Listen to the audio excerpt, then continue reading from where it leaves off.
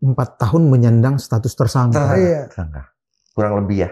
Kalau istilah orang Jakarta, mati enggak, hidup enggak.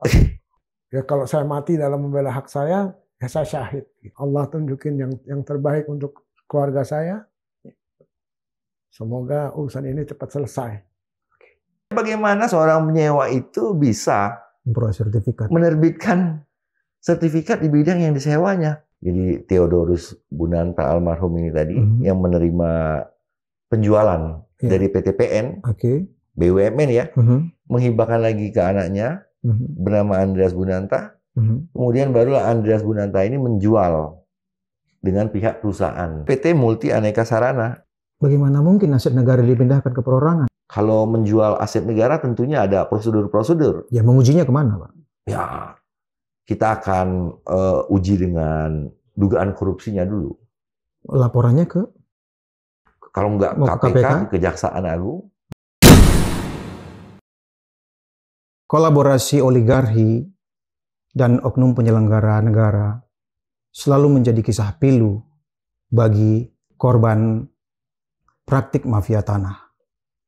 Kisah ini pula yang ingin diceritakan seorang pria tua bernama Lutfi Aldowai yang menjadi korban mafia tanah.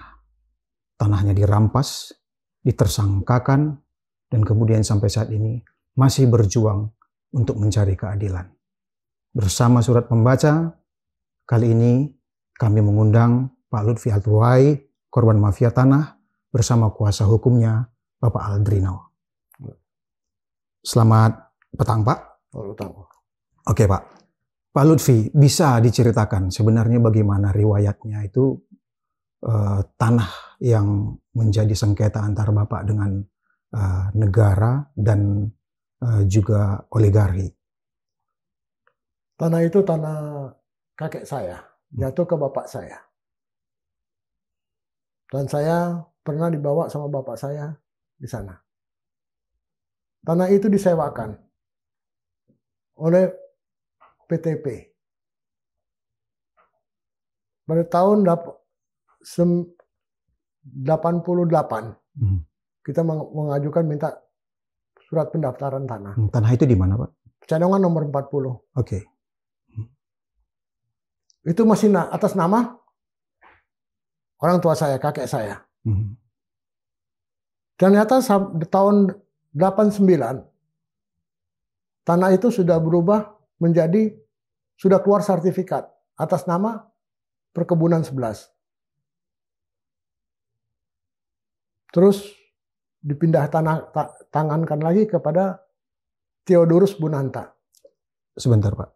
Bagaimana historinya bisa dari tanah Bapak itu kan milik Bapak ya, milik keluarga Bapak itu, kemudian tiba-tiba muncul sertifikat itu atas nama PTPN? Tidak tahu sama sekali. Kalau dibilang orang tua saya menjual, itu muncul tiba-tiba saja kah atau memang ada perjanjian-perjanjian sebelumnya? Tidak ada, karena orang tua saya sudah nggak ada. Dan saat itu saya masih tidak mau, istilahnya yang ngurus itu saya punya adik. Tapi saya tahu. Oke. Dia yang ngurus semuanya saya tahu, saya ngikutin. Oke. Dari dokumen yang kami baca, dari aduan yang Bapak sampaikan itu, katanya PTPN itu sempat menyewa. Sewa, memang sewa. Oke. PTPN sewa. Itu di tahun berapa? Di tahun berapa itu, Pak? Tahun 88 masih sewa, tahun 89 masih sewa. Kalau nggak salah tahun 2000, tahun 92 apa 93, itu masih atas nama orang tua saya.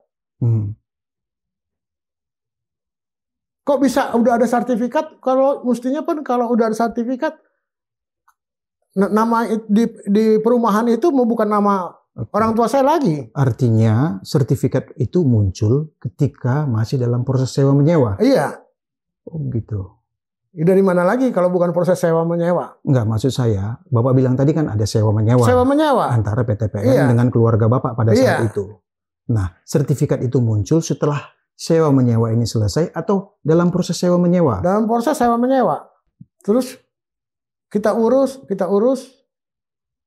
sampailah dapat keterangan bahwa sertifikat dia bukan dari lokasi tanah Pecenongan nomor 40. Artinya alas haknya bukan dari situ. Iya. Oke. Jadi dasarnya bukan hegemon Dari verbonding. 8923 tidak termasuk. Oke. Kok bisa letaknya di Pecenongan nomor 40? Oke.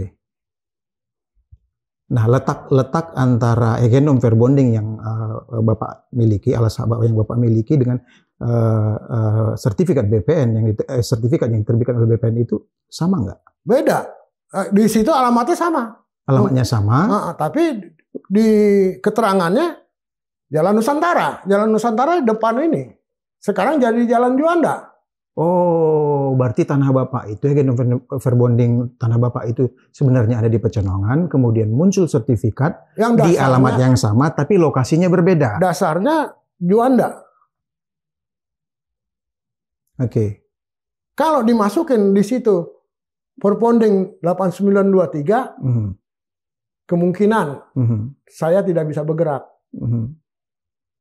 Pasti ada salah satu yang jual. Oke, Bapak belum pernah ada. Saya tidak pernah. Orang tua Bapak atau siapapun keluarga. Tidak ada yang menjual itu. Memindah tangankan itu belum pernah. Iya. Oke. Orang tua saya sudah meninggal jauh sebelumnya. Oke. Oke. Lantas apa selanjutnya, Pak? Setelah sertifikat itu muncul, Bapak ketahui, kemudian apa sikap keluarga pada saat itu? Ya, kita berusaha semaksimal mungkin untuk tetap mengambil hak saya. Apa yang dilakukan? Ya, termasuk saya masuk ke sana. Oke. Saya masuk ke sana, saya duduk di sana. Terus ya ada godaan sedikit sih, ada ya. Godaan apa, Pak?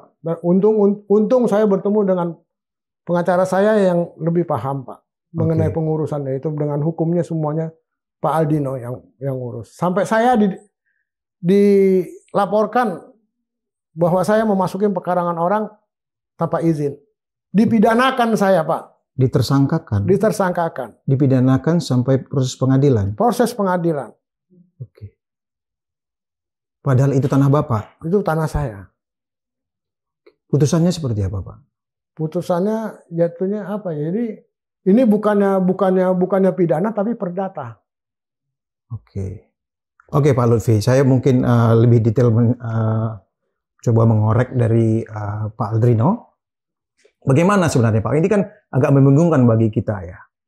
Bagaimana mungkin tanah yang dalam kesepakatan sewa menyewa antara keluarga dengan PTPN kemudian muncul sertifikat oleh PTPN. Ya. Begitu. Itu gimana sih ceritanya? Jadi, pada saat PTPN ini sebagai penyewa atas tanah milik klien kami ini. Sewa menyewanya dari tahun berapa ke tahun berapa, Pak? Sewa menyewanya ini sudah jelas dari tahun 1997 telah mengajukan penghentian sewa dia. Oke. Dia sudah menerbitkan sertifikat atas bidang yang disewanya dari klien kami ini 89. Berarti jauh sebelum tenggat waktu sewa menyewa itu selesai. Ya, sangat jauh. Jadi bagaimana mungkin kan secara logika, secara yuridis, orang bisa menerbitkan sertifikat di atas bidang yang disewanya dan masih berlangsung. Itu dikuatkan oleh surat dari Dinas Perumahan kan. Berarti resmi dari negara kan. Sorry, Bapak tadi menyebut Dinas Perumahan. Ya. Dinas Perumahan ini apa yang menjadi bukti bahwa itu milik negara atau itu milik keluarga? Jadi ini sangat menarik. Jadi kan surat Dinas Perumahan jelas sekali,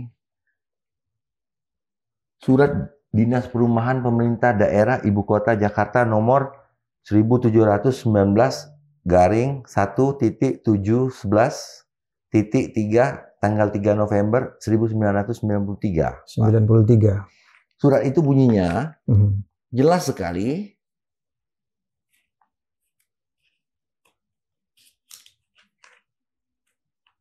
yang menegaskan bahwa klien kami ini adalah sebagai pemilik. Nah, jadi saya bacakan sedikit ya, Pak ya. Silakan. Sedikit ya. Jadi Dinas Perumahan ini menjelaskan bahwa klien kami ini adalah pemilik dari bidang tanah ini. Dan secara gamblang ditegaskan, ini up. Jadi pada surat yang saya maksud tadi, pada poin 2, dijelaskan bahwa rumah garing bangunan Jalan Pecenongan nomor 40 Jakarta Pusat adalah milik dari Syekh Ali bin Abdullah Al-Tuwai. Sesuai dengan keputusan panitia sewa menyewa bagian perumahan untuk Jakarta Utara tanggal 10 Desember 1949. Nomor NV 161W. Nah, itu penegasan terhadap kepemilikan dari klien saya ini dikaitkan dengan alas hak dia, Ehendom Verponding nomor 8923 sisa. Pada poin 3-nya dijelaskan bahwa terhadap rumah bangunan tersebut sejak tanggal 17 Mei 1949 telah dikeluarkan SIP. SIP itu surat izin penghunian. Sedangkan SIP terakhir atas nama PT Perkebunan 11 dengan SIP nomor UN 1.001.0001/12.80 tanggal 20 Januari 1978. Nah, jadi di butir 4-nya dijelaskan lagi, Pak. Bahwa sesuai dengan Peraturan Daerah Khusus Ibu Kota Jakarta nomor 7 tahun 1971, pasal 7 ayat 3 menyatakan bahwa surat izin perumahan yang dikeluarkan oleh Kepala Dinas Perumahan DKI Jakarta menciptakan hubungan sewa-menyewa antara pemegang surat izin perumahan dengan pemegang hak atas pemilikan perumahan yang bersangkutan setelah pemegang surat izin tersebut menempati. Sudah jelas? Dibahas bahwa pemiliknya adalah klien kami dan PTPN itu adalah penyewa. Tanda tanya, kenapa si penyewa ini bisa menerbitkan sertifikat di atas bidang yang disewanya? Bagaimana mungkin? Dinas Perumahan itu kan mewakili negara, Pak. Ya. Tapi BPN juga mewakili negara. Artinya ada dua di sini. Satu ini menyatakan bahwa ini milik Pak Al-Tuwai, Dinas Perumahan.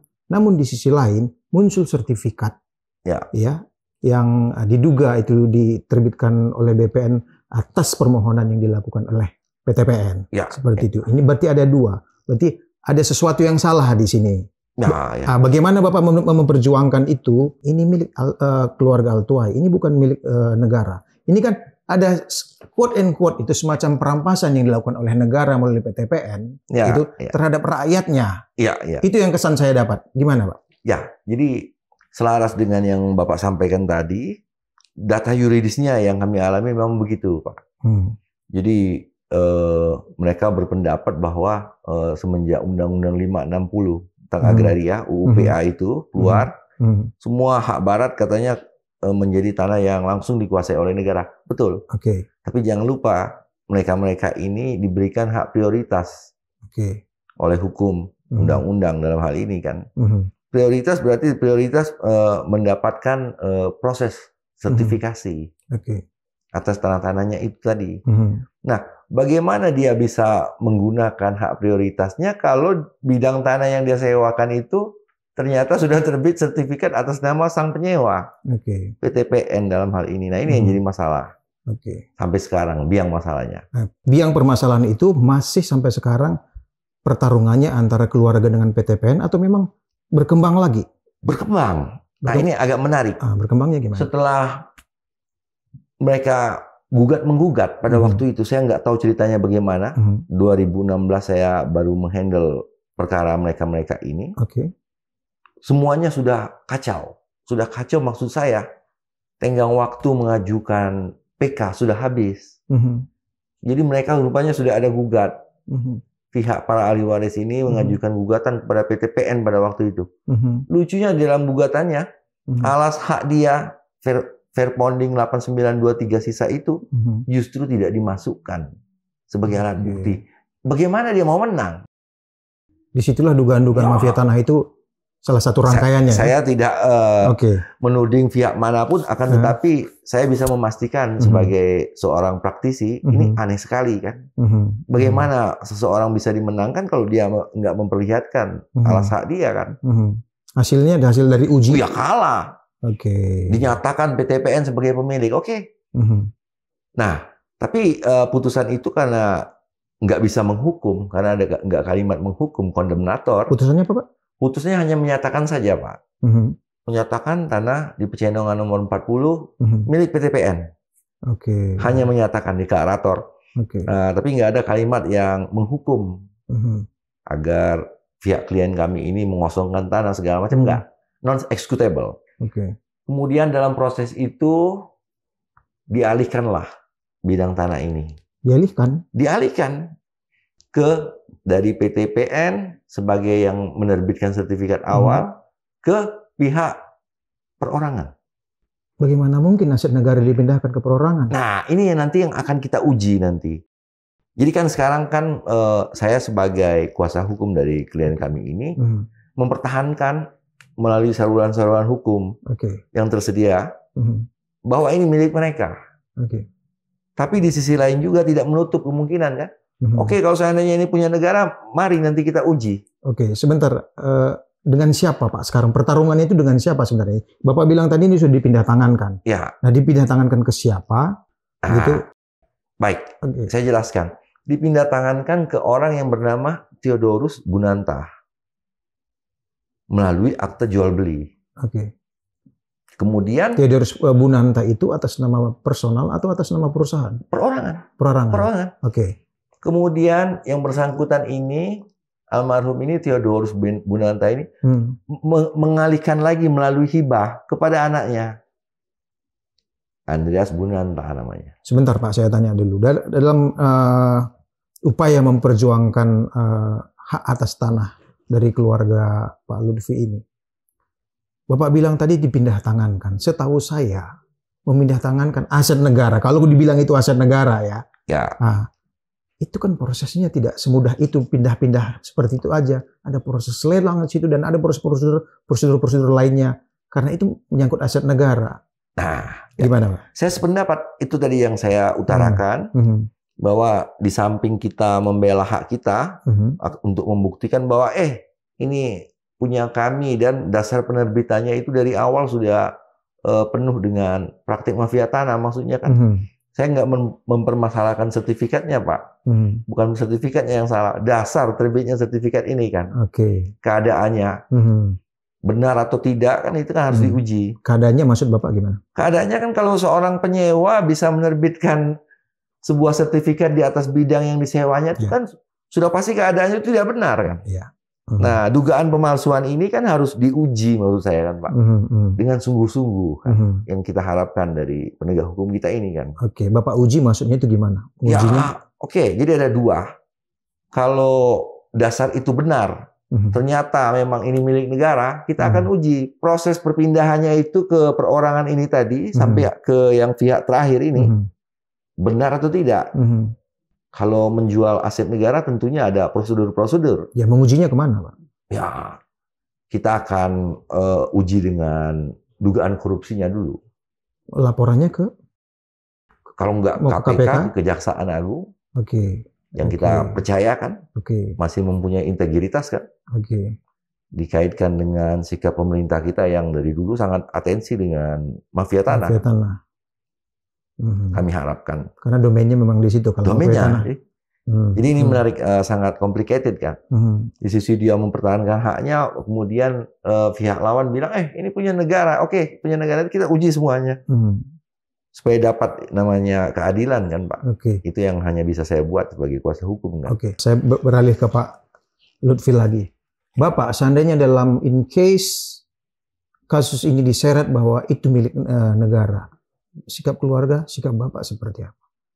Dasarnya apa, Pak?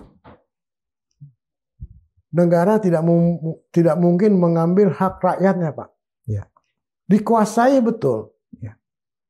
Karena tidak ada yang ngurus, dikuasai sama negara. Tapi dikasih kesempatan sama si pemilik ini untuk mengajukan sertifikat. Untuk mengurus. Sudah pernah mengajukan itu? Tapi itu ditolak, teman Pak. Saya waktu itu 89 saya mengajukan. Saya kumpul-kumpul semua saudara-saudara. 88 keluar masih atas nama keluarga. 89 sudah keluar sertifikat. Kita mau kebenturannya kemana? Ya kita adik saya yang ngurus ngurus. Ya, saya ketemu tahun 96 sama Pak Aldino, saya ngobrol cerita-cerita, ya, minta tolong sama Pak Aldino. Oke. Kebentur sana, kebentur sini. Oke. Pak Aldrino, saya kembali Pak. Sampai sekarang proses ini seperti apa Pak? Nah, jadi pada waktu terakhir semenjak saya memegang perkara ini, klien saya ini kan karena merasa ini tanah milik dia kan dia kuasai. Kemudian pihak pemilik terakhir, saya lanjutkan dulu dari cerita awal saya tadi. Jadi Theodorus Bunanta almarhum ini tadi yang menerima penjualan dari PTPN, BUMN ya, menghibahkan lagi ke anaknya bernama Andreas Bunanta. Kemudian barulah Andreas Bunanta ini menjual dengan pihak perusahaan. Oh, tidak berhenti hanya kepada anaknya? Tidak. Yang terakhir ini. Berhenti ke sebuah sebuah perusahaan. Entitas perusahaan ya. Terus Pak? Nah, perusahaan ini melaporkan klien saya ini karena dianggap memasuki pekarangan. Oh, itu yang tadi dikriminalisasi itu. Oke, lanjut Pak. Kemudian dilaporkan. Begitu dilaporkan, diproses. Diproses, akhirnya jadi tersangka Pak. Belum jadi tersangka, ini ada 2 laporan. Sudah dia dilaporkan yang pertama, itu sempat saya handle itu. Kuasa dari beliau ini pada waktu itu. Di SP3 Pak. Tahun berapa itu Pak? Itu 17 kalau nggak salah SP3-nya ya. Ya, 2017. Kalau nggak salah SP3-nya 2017. Itu ada sebentar Pak ya. 17 apa? Ini saya cek ya. 2017 Pak. 2017 itu di SP3. Saya sendiri yang mengambil SP3-nya dan ikut dalam gelar perkara pada waktu itu di Polda Metro Jaya. Pelaporan terhadap Pak Lutfinya? Ya, memasuki pekarangan. Jadi laporan terhadap beliau ini adalah kuasanya pada waktu itu Pak. Kuasanya yang dilaporkan atas memasuki pekarangan tanpa izin. Oleh PT Multi Aneka Sarana yang sekarang. Perusahaan yang saya ceritakan tadi. Sudah dilaporkan, polisi melakukan penyelidikan. Berlanjut ke penyidikan. Akhirnya sepakat bahwa ini cerita perdata kan. Di SP3. Di SP3. Rentang waktu SP3 belum keluar, tapi sudah disepakati bahwa ini SP3 dalam gelar perkara karena saya ikut pada waktu itu. Muncul lagi laporan baru berkaitan dengan sekali ini terhadap klien saya, termasuk saya selaku kuasa hukum dilaporkan.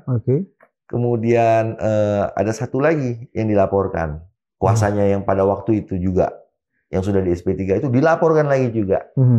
Pasalnya sama, orangnya sama, semuanya sama. Saya sudah jelaskan pada waktu itu sama rekan-rekan penyidikan. Pak, ini mana bisa ini objeknya sama, pelapornya sama, kemudian yang dilaporkan juga sama. Oh beda kata dia. Loh dari mana beda? Pada waktu itu kan kuasanya. Kuasa kan berarti dari Pak Lutfi. Betul kan? Kemudian yang kedua ini Pak Lutfinya sendiri. Termasuk saya juga kuasanya kan. Ada kesan dipaksakan. Ya kalau saya sebagai advokat melihat jelas itu. Dan harus membuktikan itu kan. Nah begitu sudah laporan yang kedua, SP3-nya keluar yang pertama. Dihentikan. Kemudian jalan lagi laporan yang tadi, yang baru tadi. Sudah jalan, jadilah tersangka ini. SP3-nya pernah dibatalkan nggak? Tidak. Saya permasalahkan pada waktu itu kan, saya uji kan, sebagai penegak hukum kan kita uji kan. Ujinya lewat pra-peradilan? Enggak, pada waktu itu saya propamkan oknum-oknum itu kan. Hasilnya? Hasilnya bebas, tidak dinyatakan tidak terbukti. Artinya laporan kedua tetap jalan? Wow, tetap jalan. Tetap jalan laporannya. Jadi maksudnya nggak ada pelanggaran etika polisian dalam hal itu kan. Sudah SP3 kemudian buat lagi laporan baru itu fine-fine aja. Maksud propam pada waktu itu kan. Nah proses penyidikan terhadap laporan kedua itu kemudian dilanjutkan dengan menetapkan status tersangka. Ditetapkan sebagai tersangka. Oke, status tersangka. Kemudian ada penahanan terhadap? Tidak. Oh, karena pasalnya pasal itu ya, pasal ya hanya 1 tahun kan.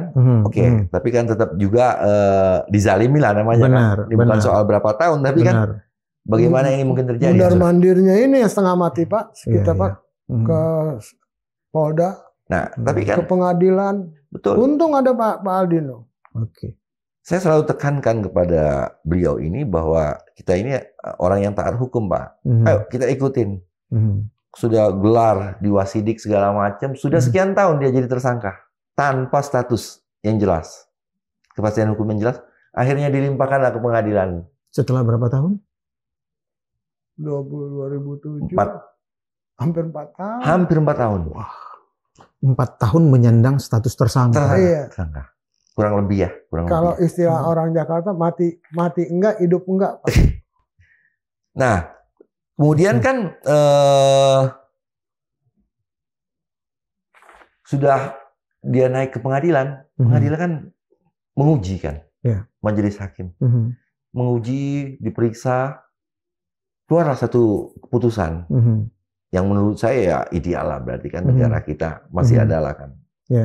Hukum itu masih tegak lah kan. Oke, masih percaya dan hasilnya. Saya sebagai ini penegak hukum harus percaya itu kan, walaupun ada beberapa yang nggak sempurna, tentu itu normal-normal aja lah kan. Bunyi putusannya seperti apa, Pak? Bunyi putusannya itu adalah onslah, van vervolgen. Berarti dinyatakan bahwa dia lepas dari segala tuntutan hukum. Majelis pada waktu itu berpendapat bahwa ini perdata katanya, mana bisa jadi pidana. Nah, tapi dari sudut pandang saya sebagai kuasa hukum R. Lutfi ini, kan sudah berkali-kali saya bilang dengan penyidik-penyidik di Polda Metro itu, friend, ini perdata, bagaimana jadi pidana kan? Lagi-lagi Pak, nanti kalau kita tuding, repot ya. Cuma dugaan-dugaan praktik mafia tanah itu mungkin ini kelihatan jelas. Jelas dari sudut saya penegak hukum. Ini yang harus digali kan. Dugaan bahwa ini praktik mafia tanah ini yang harus kita gali sungguh-sungguh kan. Oke. Pak Lutfi, 4 tahun menyandang status tersangka. Upaya apa yang pernah dilakukan sebagai upaya pembelaan diri kepada institusi negara lainnya, misalnya ke Komnas HAM, karena ini 4 tahun ini kan Komnas HAM sudah Pak, kagak ada digantung-gantung gitu. Kemana Pak? Komnas HAM udah waktu itu Pak Dino ya. Ya. Oke. Nggak ada jawaban sama sekali. Komnas HAM tidak memberi respon sama sekali? Nggak ada. Sudah pernah mengunjungi kantornya atau lewat telepon saja? Enggak. Ke kantornya sama teman saya itu, saya ke kantornya sana. Diterima laporannya? Disuruh serahkan aja. Oke. Setelah itu tidak ada tindak lanjut sama sekali? Nggak ada. Selain itu, kemana lagi Pak? Sama Allah Pak, saya minta. Ya. Pilihan terakhir Pak? Terakhir, udah pasrah aja. Mau diapakan terserah. Yang penting saya membela hak saya. Ya kalau saya mati dalam membela hak saya, ya saya syahid. Baik, Pak Aldrino. Sekarang statusnya seperti apa Pak? Pertempuran atau perperangan antara Bapak sebagai kuasa hukum keluarga Lutfi dengan pihak PT Multi Aneka Sarana ya? Oh ya, baik. Sampai di mana sekarang? Jadi setelah ada putusan onslah, jaksanya waktu itu mengajukan kasasi dan dikeluarkanlah penetapan bahwa itu nggak layak secara formal dikasasi karena putusan itu hanya 1 tahun kan. Inkrah lah berarti putusan itu. Inkrah. Maka PT Multi Aneka Sarana sebagai pemilik terakhir kan mengajukan gugatan terhadap klien saya ini di Pengadilan Negeri Jakarta. Gugatan apa nih Pak? Gugatan, jadi maksudnya dia menggugat perdata pasti kan? Bahwa itu milik kami berdasarkan sertifikat. Nah, sebentar Pak, kan sebelumnya sudah diuji di TUN ya? Sebelumnya kan sudah pernah diuji. Oh di Pengadilan Negeri juga? Di Pengadilan Negeri juga? Di Pengadilan Negeri juga. Yang ada putusan menyatakan bahwa itu milik PTPN kan? Yang mengaku pemilik asal dulu kan? Padahal dia penyewa kan? Ini diuji lagi nih? Diuji lagi. Kenapa ini terjadi? Bukan nggak taat hukum. Karena pada waktu itu kan saya membaca putusan itu nggak ada kalimat menghukum. Jadi masih terbuka lebar dia untuk mencari keadilan kan dari sudut saya. Kita perjuangkan. Akan tetapi saya dapat masalah. Tengah waktu PK pada waktu saya menghandle perkara ini sudah habis semuanya Pak. Maksudnya kan ada upaya PK, ada hitungannya menurut undang-undang. Kok bisa habis? Itu tanpa pemberitahuan kepada pihak kuasa hukum atau keluarga sama sekali? Saya benar-benar takjub dengan peristiwa itu, nggak bisa jelaskannya. Tapi saya yakin ini ada yang nggak benar. Gitu. By design kah? Ya. Oke, lanjut Pak. Jadi aneh, sangat aneh, semuanya aneh menurut saya kan. Tapi begitu saya handle, tinggal waktu untuk mengajukan PK habis, saya hanya bisa nunggu musuh ini mengajukan gugatan. Baru saya bisa membela Pak Lutfi ini dengan satu surat yang kemudian dikeluarkan oleh BPN, Pak. Surat apa yang dikeluarkan oleh BPN? Setelah tahun 2014, 28 Oktober 2014, Pak. Kanwil mengeluarkan surat. Jadi dia keluarkan surat penjelasan atas asal-usul tanah tersebut. Sertifikat hak guna bangunan 1444 yang diterbitkan PTPN. Awal tadi saya ceritakan. Bunyinya seperti apa, Pak? Pokoknya intinya seluruh asal-usul penerbitan sertifikat itu tidak ada yang berasal dari 8923 sisa. Tidak sesuai alas haknya. Beda lokasinya, Pak. Ini Jalan Nusantara semua. Jalan Nusantara itu sekarang Juanda, Pak ya. Jalan Nusantara itu sekarang dikenal dengan Jalan Juanda, Pak. Pecenongan itu Jalan Pecenongan. Jauh dong. Wah, ya jadi ini fatal sekali maksud saya kan. Data fisik sama data yuridis penerbitan sertifikat itu kan harus match. Harus sama dia. Betul kan? Bukan hanya slogan, itu memang harus sama betul. Nah, ini prinsip sekali kan. Ketua lingkungan juga ini termasuk objek yang diuji kan di dalam proses pengadilan kami sekarang. Jadi mengeluarkan keterangan Jalan Nusantara sekarang yang dahulu Jalan Nusantara berubah menjadi Jalan Juanda. Jalan Pecenongan tetap Jalan Pecenongan. Nah, bagaimana di asal usul ini semua jalan-jalan yang di Nusantara bisa pindah ke Jalan Pecenongan 40? Kalau mau diterapkan di Pecenongan 40, walaupun apa yang terjadi dengan Ekendom Verponding 8923 sisa itu harus bunyi dulu kan, Pak? Benar. Asalnya dari sini. Benar. Baru masuk kan? Jadi surat yang dikeluarkan BPN inilah yang kemudian menjadi senjata dari awal. Tapi pada waktu itu saya mau mengajukan ini sebagai bukti PK juga sudah lewat, tinggal waktunya, Pak. Itu yang jadi masalah. Ini yang sekarang dijadikan senjata untuk pertempuran dengan PT Mas tadi. Yang harus kita uji sekarang. Sampai tahap di mana sekarang, Pak? Sekarang pembuktian surat, Pak. Dinamikanya dari penggugat. Saya hanya bisa memperjuangkan fakta-fakta yang kita punya, Pak. Ini aneh sekali. Jadi maksudnya ini mengenai letak. Mengenai letak ini kan sangat krusial kan. Bagaimana mungkin yang letaknya di sana bisa berasal dari Ekendom ini, yang jalannya di Nusantara bisa terbang ke Jalan Pecenongan 40. Dikaitkan dengan yang nerbitkan sertifikat ini SHGB 1444 itu awalnya PTPN, dia nyewa pada klien saya. Bagaimana seorang penyewa itu bisa menerbitkan sertifikat di bidang yang disewanya? Rentang waktu sewa belum habis, Pak, masih berjalan. Pasti alas hak yang dipakainya untuk mengajukan sertifikat itu kan harus diuji itu kan. Tentu kita menduga keras kan, ada pemalsuan di situ kan. Pak Aldrino, ini kan jadi ya quote in quote senjata terakhir lah ini ya, bisa dikatakan itu senjata terakhir. Surat yang dikeluarkan BPN yang tidak sempat dimunculkan dalam proses PK di pengujian sebelumnya. Bagaimana harapan keluarga Pak Lutfi? Bagaimana harapan keluarga? Kita tahu mainnya praktik mafia tanah, tapi kita tetap berharap dan masih berpikir husnuzon gitu ya terhadap teman-teman hakim di pengadilan mana, Pak? Pengadilan negeri Jakarta Timur gitu. Semoga rasa keadilan itu menjadi satu-satunya yang pertimbangan untuk bagi hakim untuk memutuskan seadil-adilnya siapa sebenarnya pemilik tanah ini. Seperti itu Pak ya. Nah harapan Pak Lutfi bisa disampaikan Pak. Saya berharap pengadilan ini memutuskan yang adil. Jangan berpihak kepada yang tidak benar. Yang benar dikatakan benar, yang salah dikatakan salah. Tapi itu saya serahkan semuanya sama putusannya di tangan Pak Aldino. Oke. Pak Aldino ngomong apa, saya ikut. Karena saya sudah kasih kuasa sama dia untuk memutuskan segala sesuatu yang dianggap penting. Yang baik untuk saya. Pak Aldrino, pertanyaan terakhir Pak. Dinamika praktik mafia tanah.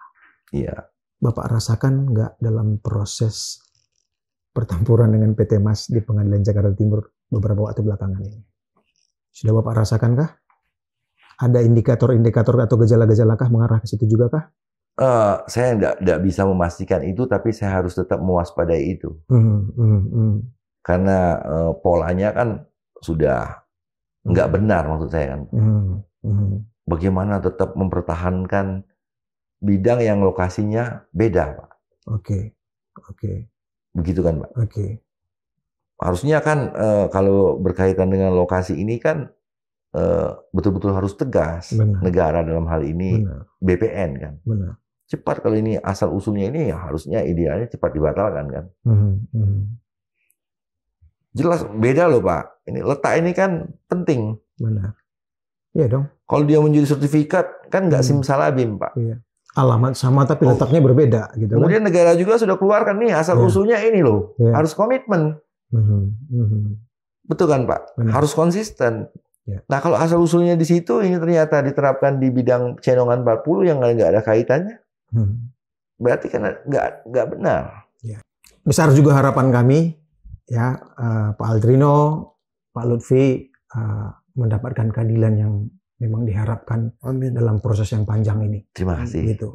Terlebih Pak Lutfi, saya tadi kaget itu dibilang 4 tahun menyandang status tersangka, tidak ada kepastian hukum, sampai akhirnya ada putusan juga, walaupun tidak menggembirakan tapi cukup menggembirakan gitu Pak, dan sangat menggembirakan untuk saat ini. Demikian kali ini surat pembaca Forum Keadilan.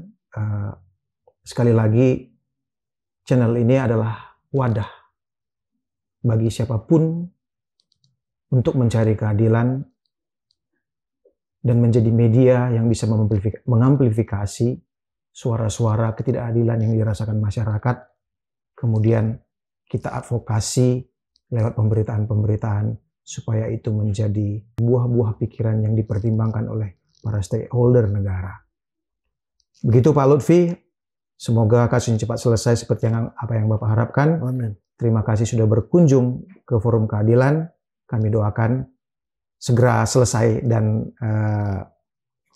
Bapak yang sempat menangis, terharu dan sebagainya itu bisa ceria kembali, tersenyum kembali Pak. Allah tunjukin yang terbaik untuk keluarga saya. Semoga urusan ini cepat selesai. Terima kasih Pak Lutfi. Sama. Selamat siang.